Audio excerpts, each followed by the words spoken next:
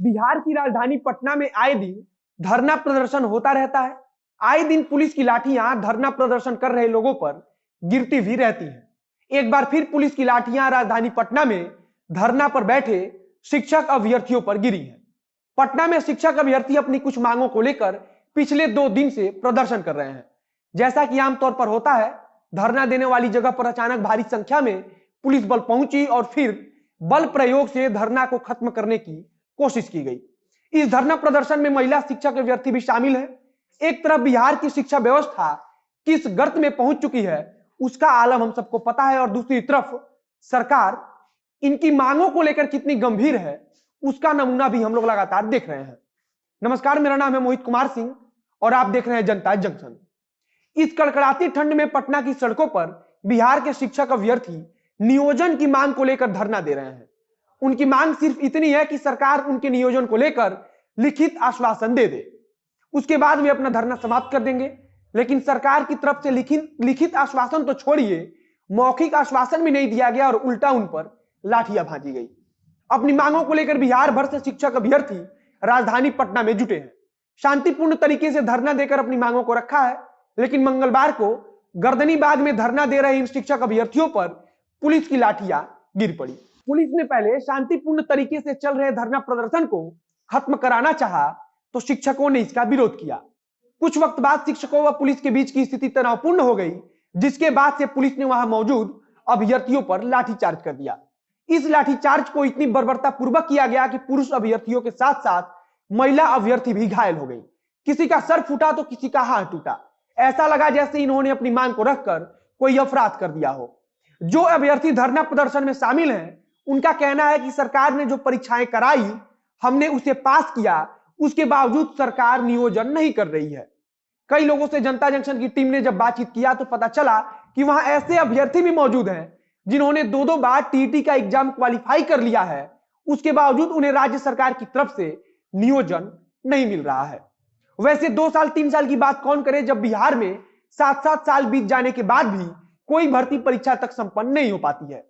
वैसे इन अभ्यर्थियों ने कभी नहीं सोचा होगा कि जिस कड़कड़ाती ठंड में वे अपनी मांग को लेकर धरना दे रहे हैं, उसके बदले में उन्हें आश्वासन या नियोजन नहीं बल्कि लाठियां मिलेंगी।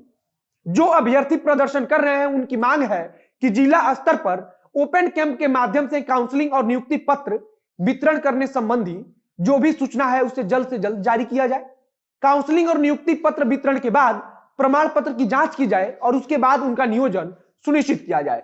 लेकिन सरकार की मंशा क्या है, वह इसी चीज से जाहिर होती है कि सालों तक इस मामले को अटकाए जाने के बाद भी जब कोई अभ्यर्थी आंदोलन को बाध्य होता है, तब उस पर लाठी गिराकर शांत करने की कोशिश की जाती है। कड़कड़ाती ठंड में सारे अभ्यर्थी रात से लेकर दिन तक पटना के सड़क पर डटे हुए हैं। फिलहाल लाठीचार्ज के बाद जो व्यक्ति घायल हुए थे, उन्हें गर्दनीबाग स्थित अस्पताल में भर्ती कराया गया है। कुछ दिन पहले बिहार के शिक्षा मंत्री अशोक चौधरी ने शिक्षकों को लेकर एक बयान दिया था, जिस पर जमकर बवाल हुआ। प्रभारी शिक्षा मंत्री अशोक चौधरी ने नियोजित शिक्षकों को लेकर कहा था कि उनके चलते ही बिहार की शिक्षा व्यवस्था रसातल में चली गई है।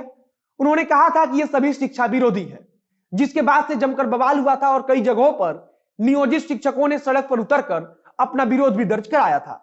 अब इस बारे में तो सरकार को ही बताना चाहिए कि आखिर सालों से नियोजन प्रक्रिया को जब रोका जाएगा, तब बिहार की शिक्षा व्यवस्था कैसे चलेगी। केंद्र सरकार की एक रिपोर्ट आती है तो उसमें बताया जाता है कि पूरे देश में सबसे ज्यादा शिक्षकों की कमी बिहार में है। तो फिर इसके लिए दोषी कौन है? क्या इसके लिए भी दोषी नियोजित शिक्षक है या फिर नियोजन के लिए मांग कर रहे सड़क पर प्रदर्शन करने वाले अभ्यर्थी हैं?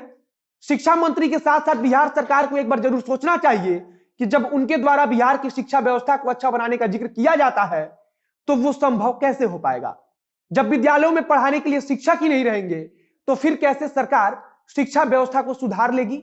अब आपको बता दें कि 94,000 शिक्षकों की बहाली अभी तक बिहार सरकार पूरी नहीं कर पाई है, जिसके विरोध में राज्य भर से जुटे शिक्षक अभ्यर्थियों ने सरकार के खिलाफ धरना प्रदर्शन शुरू किया है। पिछले 2 साल से इन 94,000 शिक्षकों की बहाली लटकी हुई है। हर बार नियोजन प्रक्रिया शुरू करने का आश्वासन मिलता है, लेकिन अब तक नियोजन नहीं हो पाया है। फिलहाल शिक्षकों का अनिश्चितकालीन धरना जारी है। आगे देखना होगा कि बिहार सरकार की तरफ से कोई सूद लिया जाता है या नहीं। फिलहाल सूद के नाम पर लाठियां गिराई जा रही हैं। आगे जो कुछ अपडेट आएगा उसे हम आप तक पहुंचाते रहेंगे। इस वीडियो में बस इतना ही। वीडियो अच्छा लगा तो शेयर कीजिए, फेसबुक पर देख रहे हैं तो पेज को लाइक कीजिए, यूट्यूब पर देख रहे हैं तो चैनल को सब्सक्राइब कीजिए। मिलते हैं फिर बहुत जल्द अगले वीडियो में। कैमरे के पीछे खड़े हैं पीयूष चौरसिया और मैं मोहित कुमार सिंह। धन्यवाद।